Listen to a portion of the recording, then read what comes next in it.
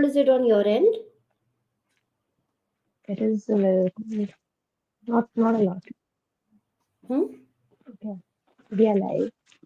Okay.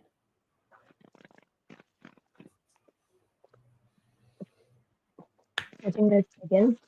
Welcome to Yes. today's episode of Game of Nutrition podcast, where we dive deep into the world of health, wellness, and everything in between. I'm your host, Khadija, a certified holistic coach, consulting nutritionist, and a food product developer. Today, we are diving deep into the fantastic world of hormones and how they impact our workout performance. Whether you're a fitness enthusiast or an athlete or someone simply looking to boost your daily energy levels, today's episode is packed with understanding how your hormones and workouts go together. Before we jump into the discussion, I would like to remind all the audience that there's an exciting announcement coming up at Game of Nutrition, so you can stay tuned on the page. So we have a very special guest here today, someone who's an expert in the world of hormonal health and how it ties into overall wellness. Please welcome dietitian Manisha. She's a hormonal health coach and a health and lifestyle educator. Thank you so much, Khadija, for having me. Yeah, it's great having you here. And let's start with small talk. And I want you only to explain to the audience what you do and how did you think of getting into the world of dietetics and nutrition and explain more about yourself. Okay. So, I am a clinical and sports nutritionist from India, and all of my education of for the last 16 years has been into the field only. My graduation, my post graduation was in nutrition itself. Then I pursued certifications in sports nutrition, Ayurveda nutrition. I am also a certified personal trainer, and it's been about 12 years now that I'm working with people to work on their deeper health, work on their hormonal health. And for the last 2 to 3 years, I have been particularly focusing on females who have hormonal imbalances. And the goal is to basically create deeper health for them, so that they not only undo lifestyle disorders like insulin resistance, diabetes, and PCOD, but also uh, live their life with better productivity, better energy levels, and better mood. Yeah, I think when the hormones are in place, the rest all the things come together very easily. Yeah. So hormones are such a buzzword these days, but many people do not understand what role they play in workouts. Can you like break it down for us? Why is it important to understand hormones when it comes to fitness? So, see, hormones are basically the messengers, the mode of communication between our various body parts and our brain. This is how our entire system communicates with each other. And there are multiple, there are more than, so there are about 20 major hormones that we talk about and we study. Um, and if we talk about overall wellness, yes, hormones actually play the most important role, I would say, because if your connection between your brain and your body parts is not good enough, then any kind of performance, whether you talk about your sports performance or your basic focus, appetite, when you're feeling full, nothing will be on the point, right? So right from if I talk about the very basic thing, we know when we are hungry, and when we are eating we understand when we are full, right? This sense of hunger and satiety also comes because of hormones called Yeah, leptin. adrenaline. Yes, Exactly, exactly. right. If we talk about so there is a huge buzz around stress and cortisol, Mhm, right? But mhm, cortisol actually is a hormone which prepares our body to fight in the case of a stressful situation, mhm. right? So I think rather than calling it a stress hormone, it would better suit if we call it fight hormone or activity hormone, right? So Yeah, basically, hormones are the things which make us function, which make us smile, which make us experience love in life, which make us feel happy. All of the things are carried on by hormones. yeah. And when we talk about workouts, so there's this viral trend that if working out on an empty stomach burns more fat, or working out with post workout pre workout meal causes a burn of more calories? What's your take on that? See, one thing, the researches on this are not very conclusive. That's first off. Uh, and if I talk about, my personal preference for my clients and for myself, I would always suggest that you eat something before the workout, Yeah. and you Because should not be like in a fasted state before, when you're working out. because that causes a stress in the body, and Exactly. definitely the stress would increase Exactly. the So, cortisol uh, levels. so there are multiple. We can say so there can be two major timings when people work out. Either they work out in the morning or they work out in the evening, right? And if you talk about morning workouts, you have not eaten for the entire night, which Mhm. means a minimum of 9 to 10 hours. You have not eaten anything, right? Although when we talk about fasted workouts, we talk about workouts after not eating for 12 hours straight, right? So Okay. if you've not eaten anything for 12 hours, that means when you are additionally burning more calories, your body will be tapping more on the muscle rather than the fat for the energy, Yeah. right? That's number one. Second, if your dinner was not right, if you have not eaten enough carbohydrates, protein, fiber, you might feel dizzy also during your workouts, Yeah. True. right? Plus, if you are a female and you are in your luteal or menstrual phase, so the time Mhm. when the week before the work, before the periods and during the periods, these 15 days, if you are working out without eating anything, your body will be actually storing fat, because the stress mechanisms are going to be on an all time high if you are not eating enough, and that means your workouts will be doing more harm than good. Yeah. I think people get a lot confused when it comes about burning fat versus weight loss. It's Yeah. complex, and it's important to understand where your body would be losing fat or you're just losing muscle mass. Yeah. So there's a very simple comparison that you can do of whether you're losing muscle or fat. So see, a lot of people don't understand the comparison. Number one, uh, what exactly is the difference? So the basic difference is muscle is the element of your body which stores nutrients, right? Muscle is the body part which governs your metabolism, your energy level, how much your body will be storing minerals, how strong your bones will be, all of those things, right? And if you are not eating anything before the workout, you are overall in a very high calorie deficit, you will be losing muscle, right? Yes. And the thing is, most of the people fall into the trap of muscle loss, because if you are losing 1 kg of muscle, you'll be losing 2 kg, 2.5 kgs of weight, Okay. because Okay. muscle holds a lot of water, a lot of nutrients also. So when people are on quick weight loss, very low calorie diets, Mhm. liquid diets, right, they lose muscle, but they think that they are losing weight very fast. Yeah. What's actually happening is that they are reducing their nutrient absorption, the nutrition pool of the body, all of that is reducing, right? And a telltale sign Mhm. to see whether you're losing muscle or fat is to check your body measurements. So Okay. if you are losing body measurements, whether or not you're losing weight, that means you're losing fat. Okay. So always Okay. check your body measurements. The reason for that is something in physics. We all know the concept of density, right? Density is Mhm. mass per volume, which means if we are talking about how much weight. um, okay, I'll explain it this way. We all have seen Tom and Jerry, right? Yes. So whenever there was like a roller going over Tom and he was getting flat, right? Yes. Yes. At that time, if you take a 1 meter cube section of Tom, how much weight Mm-hmm. he will carry is the density. Right? Okay. And and another example can be, if we take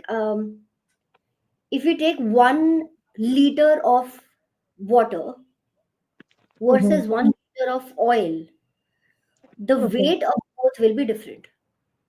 Yes. Right? The reason is that the molecules, or the molecules of oil are more compactly packed as compared to water. Right? That's Yes. density. That's the same case with muscle and fat.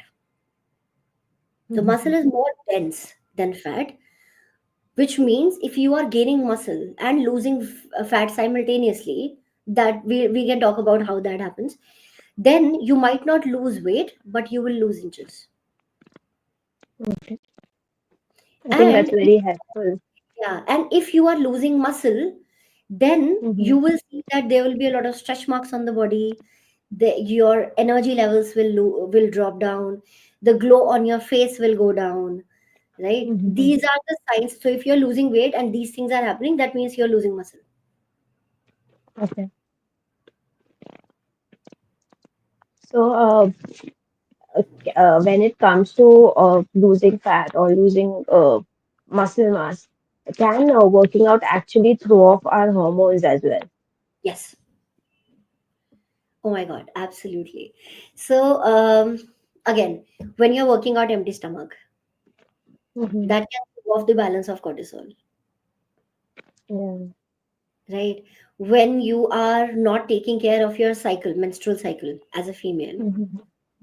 all of your hormones can go out of the balance. Right?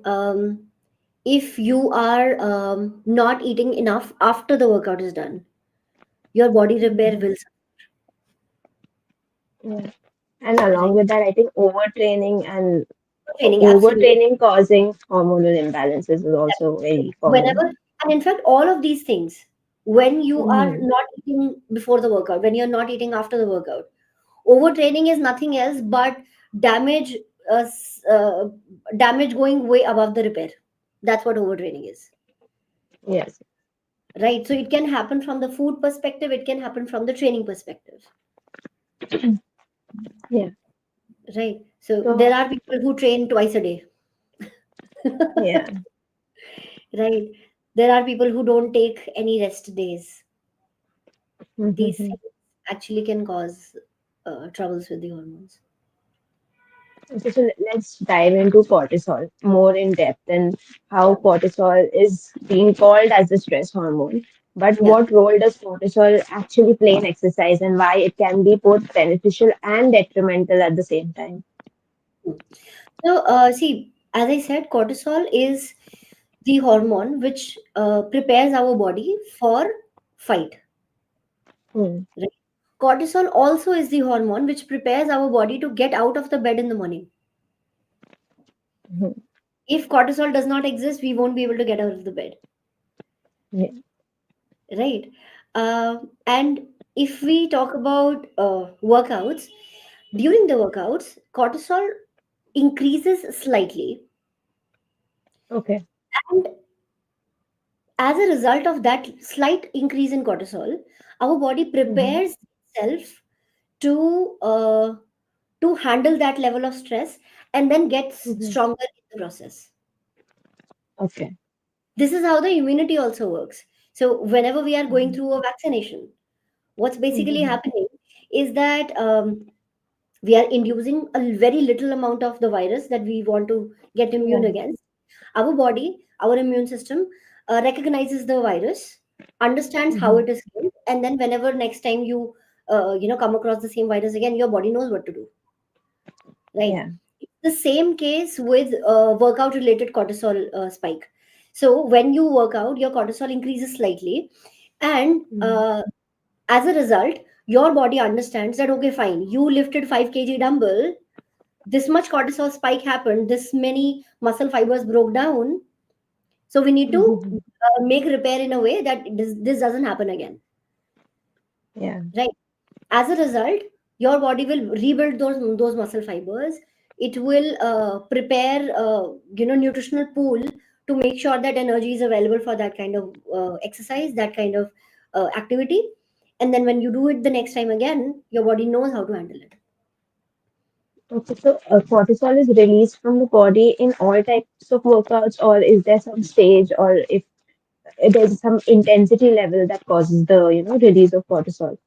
So see, it's about the energy mechanisms of the body. So when we start exercising, at that time, Mhm. in the initial 5 to 10 seconds, your blood glucose and your the ATP. So okay, the way our body produces energy is also Mhm. in the form of electricity.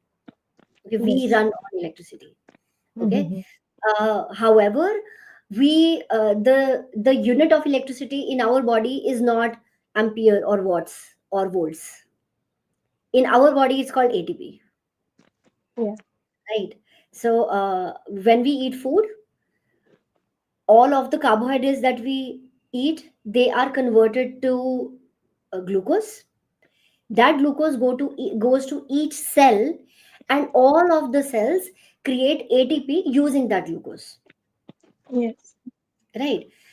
That ATP then is broken down, and when it breaks, electricity is generated, Yeah. right? And at all times, our body has, in each cell, in each muscle, there is a specific amount of reservoir that is there of ATP, right? So Okay. for the first 5 to 10 seconds of exercise, your body Mhm. creates energy out of that stored ATP. Mhm. Then your body goes to the energy that liver stores, which Yes. will last for about 10 or 10-15 minutes. Yeah. Once that is over, then your body taps into muscle, Muscle. Mhm. and that will give energy for 30 to 35, 40 minutes. Mhm. And then after that, your body burns fat, Yeah. right? Uh, what was the question again? So the question was how cortisol spike happens, like it happens at what stage of the workout? Is there some intensity during which it happens, or So, not? yeah. So after when your body starts to burn muscle, Hmm. that's when your cortisol spike would slightly start to happen. Okay. So Yeah, basically, when the glycogen stores are over, that's when the exactly, cortisol spike happens. exactly. Yeah. So, is it necessary that when you work out, you have to work out for that much duration in order to, get that cortisol No, use? Okay. because regardless, see, we are talking about uh, we are talking about training of cortisol uh, versus training of the muscle and the fat and the liver system, ATP CP system, right? So Hmm. we talk about powerlifters. Okay. Powerlifters only work on their ATP CP mechanisms, Hmm. right? Because their bouts are so short, right? Yeah. And I think for different kind of workouts, there will be a different intensity and different timing of cortisol release. That's what I feel. Okay. But I think that's a very interesting question. I'll have to study more on it. Yeah. Okay, so a lot of people are curious about the relationship of stress and exercise. So cortisol helps with managing that stress during exercise, but does normal lifestyle chronic stress or mental stress lead to hormonal imbalances that affects overall workout performance? Okay.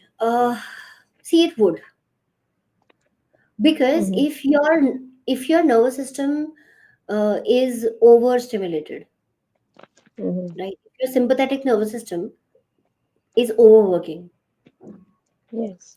then you will feel fatigue, Mm-hmm. right? And that can affect the willingness to work out, Okay. right?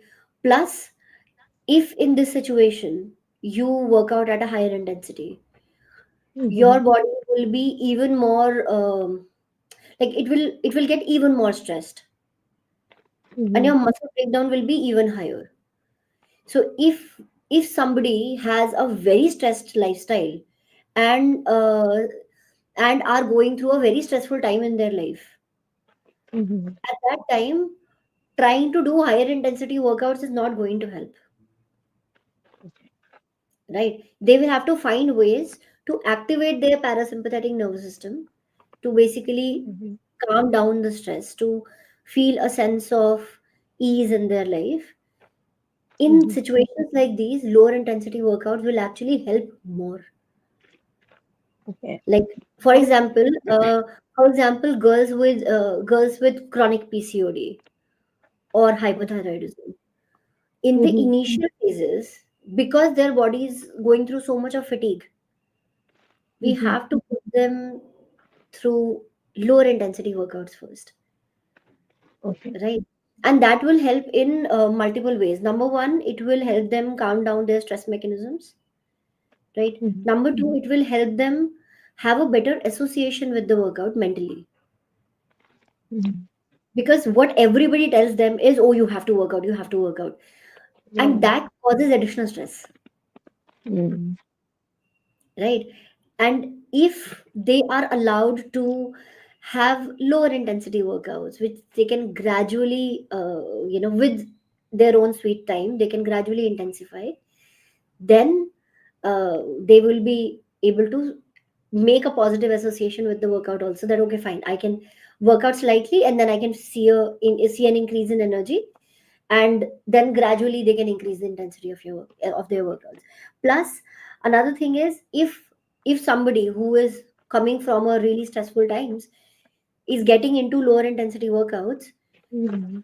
they will also have a lot of endorphin release, which is again another Yeah. hormone which causes happiness, Mhm. right? So physical movement exercises, it causes happiness also, if done right. Yeah. Yeah. And along with chronic stress and increased level of cortisol, all the other hormones will go haywire. So that will overall cause the whole body to, in a decreased performance state, fatigue state, or even metabolic dysfunctions can take place. And I think those are why people come across, blood pressure and diabetes and all those metabolic diseases at the end. Yes, yes. Okay, so moving ahead, let's talk about growth hormone. How it is always considered as a muscle building superstar, but growth hormone functions during and after exercise, and what types of workouts are best to stimulate its release. Which hormone are we talking about again? Growth hormone. Growth hormone. Okay. See, growth hormone is one thing which young people are blessed with. Yeah. Something that I miss in my life, being in my 30s now. So, see, growth hormone is a natural hormone which is produced at a massive rate in our Mhm. teenage, right? Growth hormone is the thing which is causing uh, our bones to elongate when we are growing up, when we are growing tall. Growth hormone is the thing which will increase your muscle mass when Yeah. when you're going through the growth spurt of the adolescence, Mhm. right? Um,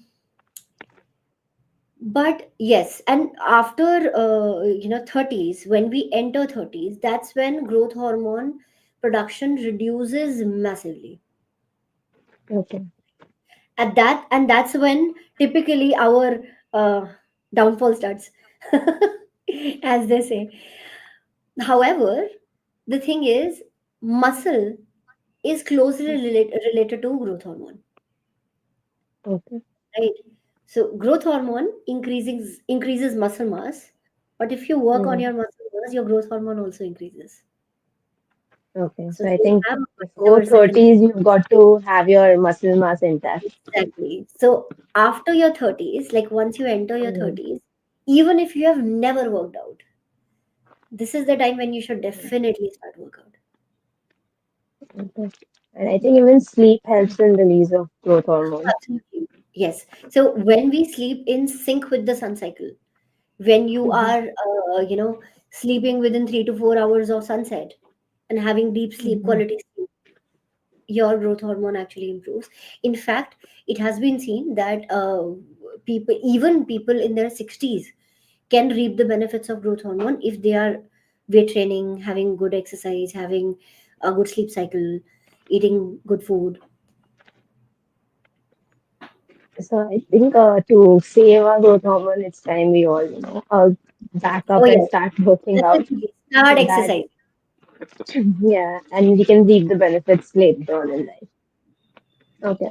So let's talk about the very famous insulin and how it helps in regulating blood sugar levels as well as impacting the energy levels in muscle recovery and muscle loss and how it, overall functions during a workout. Okay, so see, insulin, I call insulin as the gate pass, Mm. because obviously, right? But for the Yeah. viewers, we'll explain it again.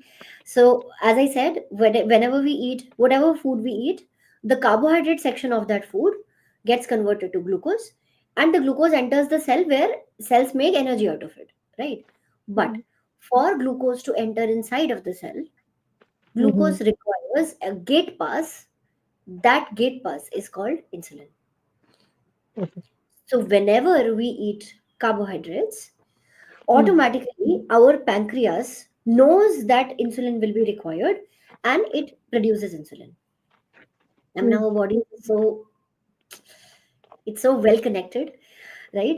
So yeah, pancreas creates insulin, and that insulin helps the glucose to enter inside of the cell, right? Now the problem these days is that we eat too frequently. Yeah. This eat every 2 hours concept, I mean, that was a complete bullshit. I think we should eat when we feel like eating, because we Yeah. do not require that many insulin spikes every single day. Yeah, but honestly, the system of our hunger feeling is destroyed when you're young only, because like young kids and their mothers forcing them that eat, eat, eat, and then their hunger cues are destroyed then itself. So when they Exactly, grow up, they do not understand when they are hungry, when they're not hungry. absolutely. And this is also the reason why it's very important to make these hunger signals in the formative years itself, right? Mm-hmm. uh, a child should not be forced to eat, because they have a natural cue of hunger and satiety, right? That's there. Yeah. God has given them the sense, right? So yeah, so every time when we are eating carbohydrates, insulin spikes. That helps the glucose to enter inside of the cell, right? Mm-hmm. um, and also, if the glucose is more than what cells can handle, then Mm-hmm. insulin also helps the glucose to be stored as fat, so that we can use it as a as an energy source later on whenever required. Yeah. The problem is that in today's life, we never get to that part where we require that fat, right? Mm-hmm. And this is the reason why we are, like, most of the people today are over nutritioned, and we have the issue of fat. And we everybody these days, we blame glucose spikes a lot, we blame insulin a lot, but it's just doing its job. Our body is brilliant at conserving energy, right? So Mm-hmm. if you are eating more than you require, your body does not want it to go to waste. That's the reason why Yeah. it saves it for the later on use, right? Now it's our problem that we are supposed to use it later, which we don't, Yeah. right? So that's one. However, another thing is, insulin also feeds in glucose to the muscles. Mm-hmm. If your muscles require that energy, your muscles will gain in size, your metabolism will improve, your nutrition absorption will improve. But if you're not training your muscles, then your muscles will refuse insulin. Oh no, we do not want glucose. And then that glucose will go to fat, Yeah. right? This is the reason why, An athlete or a bodybuilder, somebody who trains regularly, they have massive Mm-hmm. appetite Mm-hmm. and still they maintain a good physique, Yeah. right? So, in fact, I think this is the big reveal at this point. Mm-hmm. If you want to eat more and still be fit, gain muscle. In case nothing was. Yeah. You will be able to eat more and still stay lean. Yeah. And there's even this concept of there are a lot of lean people who eat so much more than a regular normal Yes, looking person, but still they yes. do not gain any fat, or they complain rather that they're not able to gain weight. So again, so for them, it might be a different thing. So there is something called as slim fat too, Mm-hmm. right? So in those cases, muscle mass is so low that whatever you are seeing on them is majorly fat, Okay. right? So there are two kind of slim people. Mm-hmm. One Mm-hmm. can still have a lot of fat in their body, Mm-hmm. right? And another ones who are really fit, working on their muscle mass, exercising regularly. So if there is somebody who is listening to us right now who feels a little envy from the people who eat anything and then still stay very stick thin, wait. Because if you are not working on your muscle and you are lean, Mm-hmm. while eating a lot of junk food, that will Mm-hmm. actually have its own repercussions in the future. Yeah. Yeah. Okay. So when it comes to insulin, coming back to insulin, uh, what about insulin resistance? Because since you have so much glucose in the body, your body is producing a lot of insulin, and there's a time when the insulin is not working, and that causes insulin resistance. And how does that impact our workouts, or our energy levels, or how glucose is stored in our body? Hmm. So, as we spoke about, insulin is a gate pass, helps glucose enter the cell. But there is, if your cells have extra layer of fat on them, Mm, if you've gained a lot of fat over time, um, then your cells will get resistant to accepting that gate pass because of that extra layer of fat, right? Insulin cannot reach the cell itself. That's number one. Second, if you have more fat, that means you will be under muscled also. mm, So, and muscle is the insulin sensitive organ.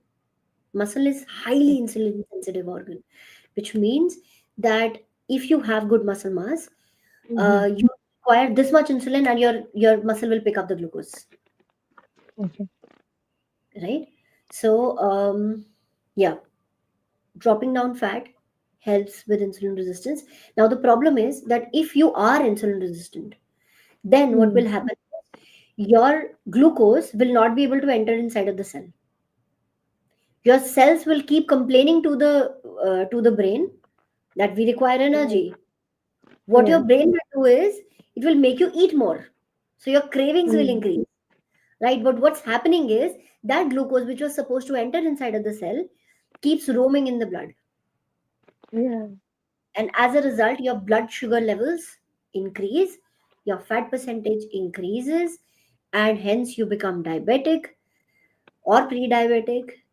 And that glucose also creates issues with other hormones, your estrogen, progesterone, testosterone levels. So all of those things also get affected because of that. So, you very well explained how insulin really works with our body in a normal state as well as in an insulin resistant state and all. Since you mentioned estrogen, and let's talk about estrogen and exercise, particularly for women, and how does estrogen fluctuate throughout the menstrual cycle, and how it affects workouts, and what kind of workouts should be done in the follicular phase or the luteal phase, or if there should be a difference in that. Okay. So, see, understand if you're the entire 28-day cycle that we have, in that Mm, entire 28-day cycle, estrogen works in a bell shaped curve. Okay. mm, So, as soon as your cycle ends, one cycle ends, mm. estrogen starts to rise, right? Yeah.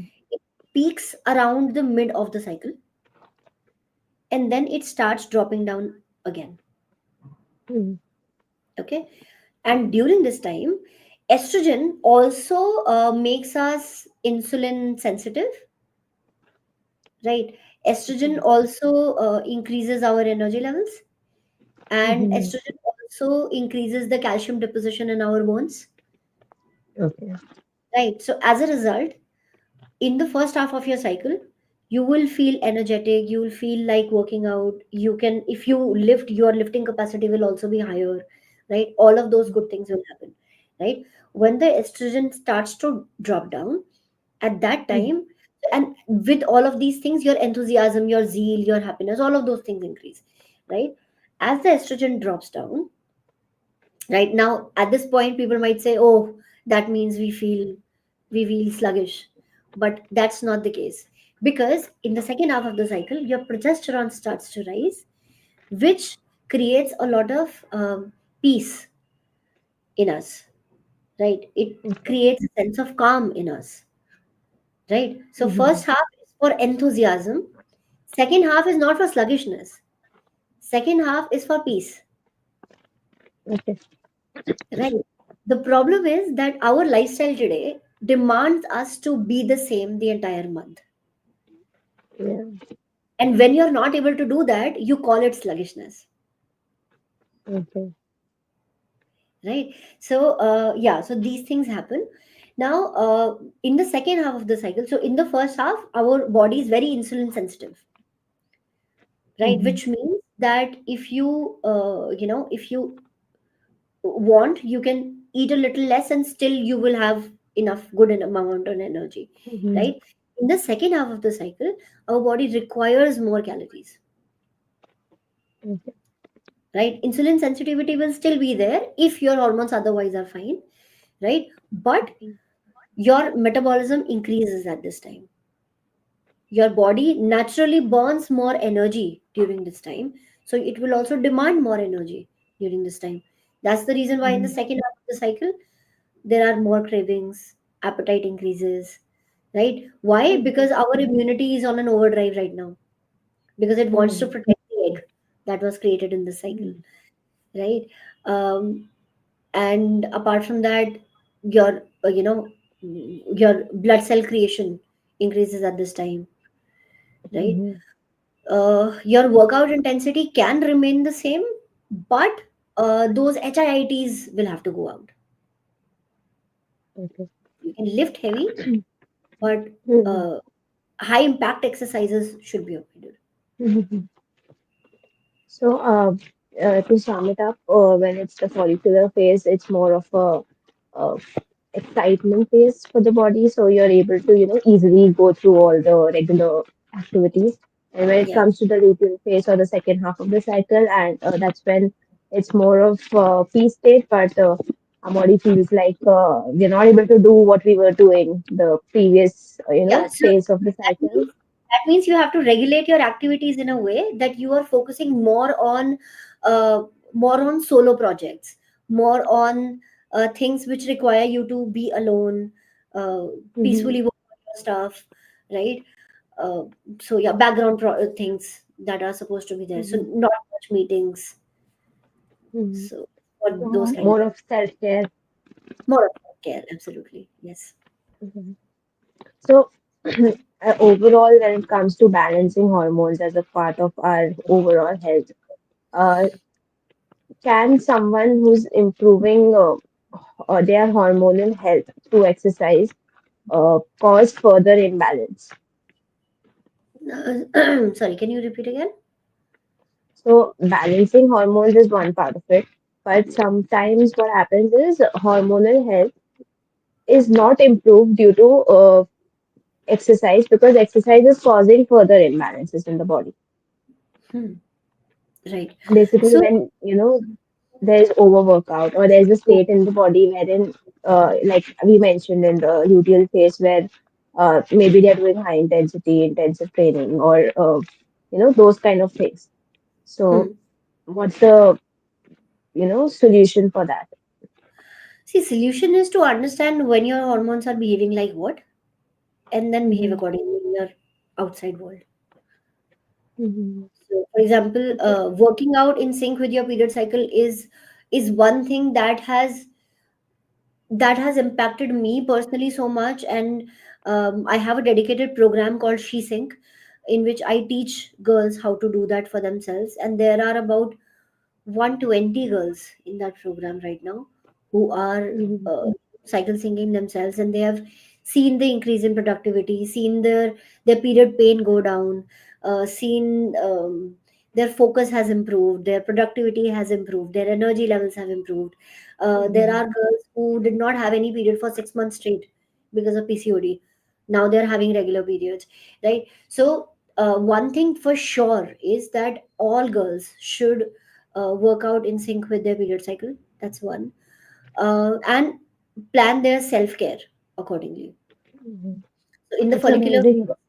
yeah, in the follicular phase, self care means meeting out with your friends, going out, doing outside stuff, doing outdoor activities. And self care in the second half of your cycle means that you have to slow down, maybe take massages, go for pedicures, Mm-hmm. give yourself a nice moisturizer, a massage on your feet in your, in the night. So these very small, simple things, but they lead Mm-hmm. to a big change. So I think consistency, rest, and recovery are just as important as exercise and a normal daily hustle to keep the Absolutely. hormones in checks. Yes, Okay. because see, one thing that we need to understand, the way our work ethic in the Mm-hmm. world works is that we are supposed to be active for 9 hours, 10 hours every single day, Mm-hmm. pouring out all the productivity that we have to offer, right? Mm-hmm. But we need to understand that this work ethic is only uh, is only in sync with the sun, right? Mm-hmm. Which is circadian rhythm. But we Yeah. females have an additional cycle called the infradian rhythm, which is our period cycle. So, if Mm-hmm. we are not considering that, then there is a higher chance that we will burn out. Okay. So along with that, I think there's yoga and meditation, and these techniques are told to be balancing the cortisol levels and Hmm. more mindfulness practices that help with hormonal health. Is that true? Sorry, again, what? Yoga and meditation, does it Hmm. help in balancing the cortisol levels? Yes, it does. Yes. Meditation has been already proven to, improve your parasympathetic nervous system Mm-hmm. function. It increases a sense of calm. It increases a sense of peace. It reduces your cortisol levels. It increases your oxytocin, dopamine levels. So yeah, definitely. And yoga, if you are doing in the second half of your cycle, you also can work on your joint mobility, right, which is required in the second half of the cycle. So yeah. Okay. So let's come to the final question, which is more like a concluding question of what workout should be done when to get in sync with the hormones. Like since our cortisol levels are high in the morning, so should you do a more high intensity workout or weight training in the mornings? And since the cortisol is lower at the evening times, should you focus on yoga or meditation or lower intensity activities? See, this actually depends person to person, right? I would not want to give like hard set rules, because for Mm-hmm. some people morning workouts are the thing that works for them, and for some Mm-hmm. people it doesn't matter what happens, they want to do evening workouts, right? But there are pros Mm-hmm. and cons of both, right? So pros for the morning workout is, number one, your time management. You're done with it in the morning. right? Yeah. So that's the number one thing, right? Second is, if you work out in the morning, you will see that your cortisol levels are, because in sync with the activity, your energy level will stay high throughout the day, right? Mm. um, Another thing is, you can do higher intensity workouts, yes, in the morning, right? Which require more cardiovascular activity. So your cardios, your HIIT, all of those things, they can really work well in the morning, right? However, I personally like to work out in the morning because of these reasons, but I also lift weights, and pretty heavy weights, right? Mhm. And morning workouts have been like my thing for the last 3 4 years, right? However, in the evening, the good part Mm. is that because you have eaten throughout the day, you have had 2 to 3 meals throughout the day, your muscle glycogen is up in the evening. So Yeah. your lifting can be even higher in the evening.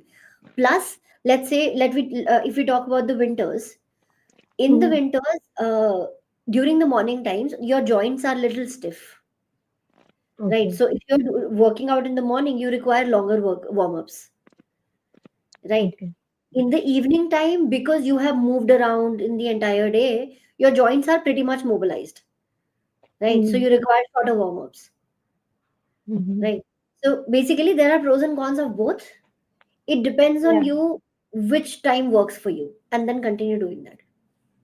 Yeah. So I think it depends on the complete lifestyle of a person and what is your, routine, and if you're, uh, in sync with those things, definitely your workouts will be beneficial for you. Exactly. I think. However, one thing that's there, there are a lot Mhm. of gyms these days who provide 24-hour services, Okay. right? Yeah. Uh, that's one thing that I would, urge the viewers to avoid. Very late night workouts are not something that should be done, right? So if you are an evening workout person, when we talk about evening workouts, we are talking about around the sunset time, not way Mhm. past the sunset time, like 10 p.m., 11 p.m. There are people who work out at that time. That will Mm. definitely Yeah. cause cortisol imbalance. Yeah. Because at that point, your body needs to rest. It has Sleep to and get rest. ready for rest. And Exactly. you're making it again, coming into a stressed state. So that will affect your sleep, and when sleep is destroyed, then a lot of other factors are in You can imbalance. work out in the evening, don't work out in the Hmm. night. Yeah. Okay, I think let's conclude the session. It was great having you here. I learned a lot of things, and it was really a very fun session. Thank you for joining. Thank you so much, Khadija. And I think your questions, like, I really want more qualified people to be conducting these, to have this kind of social media presence that you have. Mhm. Because the kind of questions that you asked, they made sense. They actually tapped into science, right? I see so many people, hosting podcasts who don't have even a sliver knowledge of science, and then Yeah, that's where I think the myths actually root from, right? yeah, Thank you true. so much for framing They such just intelligent questions. And I think they jump into all the myths and just consider them as true. And then people believe it because it's viral. So people, like, everyone is, telling it's true. So we'll also believe it. Yeah. Yeah. It Okay. was a lovely session, and I would request, if you can, just send me the list of all of the questions that you asked. I'll also make sure that I make content around those things, Yeah, sure, sure. I'll do that. right? Yeah. Yeah, Thank you so because much. usually what happens is that, people who are asking questions also are not from the nutrition background, right? Yes. So Yes. they are always surface level questions, but these questions Mhm. were really, I mean, I love this conversation. Thank you so much. So thank you so much. And I enjoyed it a lot. Yeah, I think let's end the stream. sure.